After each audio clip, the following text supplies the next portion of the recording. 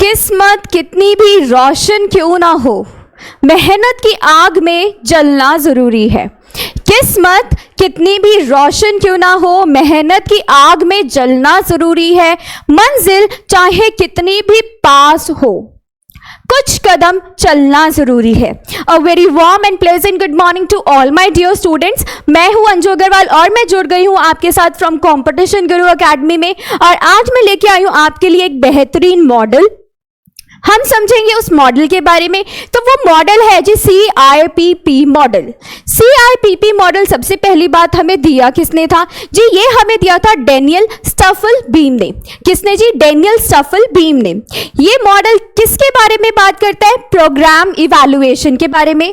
Programme evaluation मतलब कि for example कोई भी ऑर्गेनाइजेशन में कोई प्रोजेक्ट वर्क चल रहा है, कोई प्रोग्राम चल रहा है, तो हम उसको इवैल्यूएट करने की कोशिश करते हैं। इवैल्यूएशन में हम क्या करते हैं कि हम देखते हैं कि उस प्रोजेक्ट में जो भी एक्टिविटीज हो रही है क्या वो सही तरीके से हो रही है। मैं चेकआउट करने की कोशिश करती हूँ, मैं वेरिफिकेशन करने की कोशिश करती हूँ। वेरीफाई क्यों करूंगी? ताकि मेरा जो आउटपुट निकल के आ रहा है मैं उसको चेक कर सकूं, क्या वो मेरा स्टैंडर्ड क्वालिटी का है, क्या वो जो मैं बनाना चाहती थी वही है। तो इस केस में हमारे पास आते हैं CIPP के स्टेप्स। दैट इज ये C stands for context, I stands for input, P stands for process and last वाला P जो है वो हमें बताता है जी प्रोडक्ट। कंटेक्स्ट का मतलब क्या है यहाँ पे?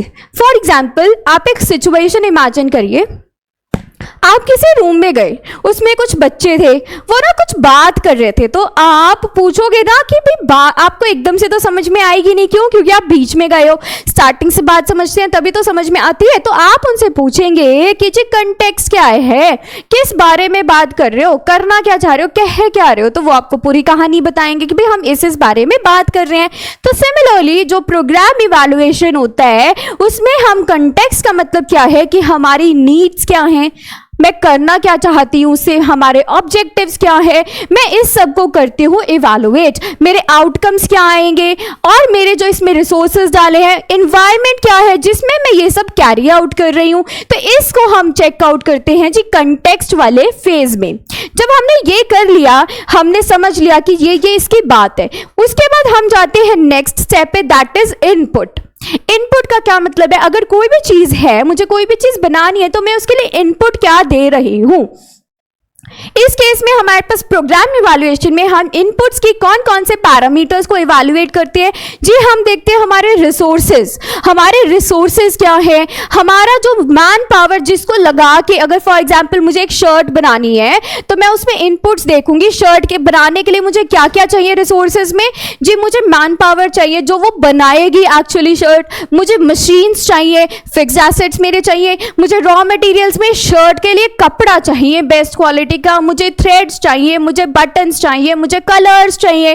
तो ये सब क्या है? इनपुट्स है। तो मैं इन सब को चेक करने की कोशिश करूंगी, मेरे रिसोर्सेज को, मेरे मैन पावर्स को, कि मेरे ह्यूमन रिसोर्स को, जो कि सबसे ज्यादा मेरी कंपनी का एसेट, एफिशिएंट एसेट माना जाता है, कि भाई क्या ये सब स्टैंडर्ड क्वालिटी के हैं, क्या ये कंपीटेंट हैं, क्या ये कॉस्ट इफेक्टिव है, कि मैं इनको एज अ बेस्ट कॉस्ट मतलब कम कॉस्ट पे क्या इनको परचेज कर पा रही हूँ, कहीं मेरे को बेस्ट क्वालिटी के चक्कर में मेरा कॉस्ट इतनी हाई ना चली जाए। तो ये सब हमारे पास आता है जी इनपुट वाले फेज में।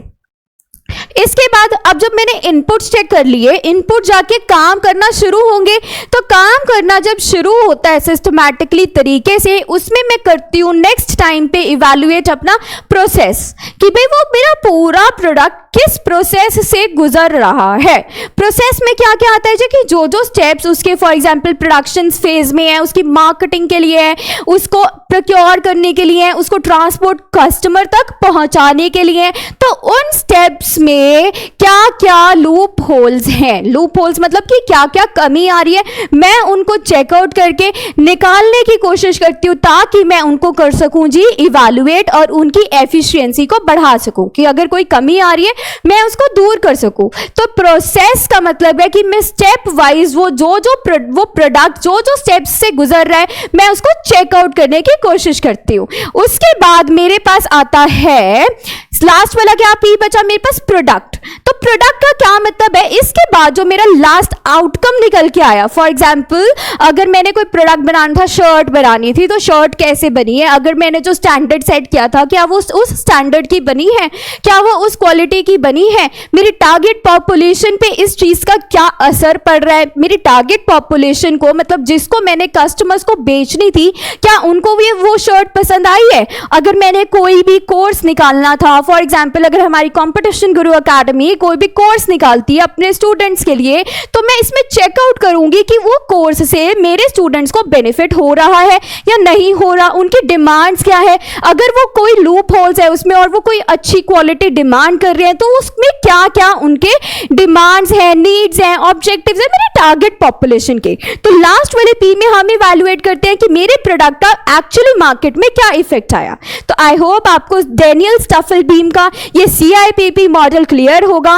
एंड अगर आपको और कोई भी मॉडल नहीं समझ में आ रहा है या फिर कोई भी टॉपिक नहीं समझ में आ रहा है तो आप मैसेज करके कमेंट सेक्शन में मुझे बता सकते हैं, नेक्स्ट टाइम मैं आपके लिए उस पर वीडियो लेके आऊंगी। Thank you so much. I hope आपको CIPP मॉडल समझ में आया होगा। Bye bye.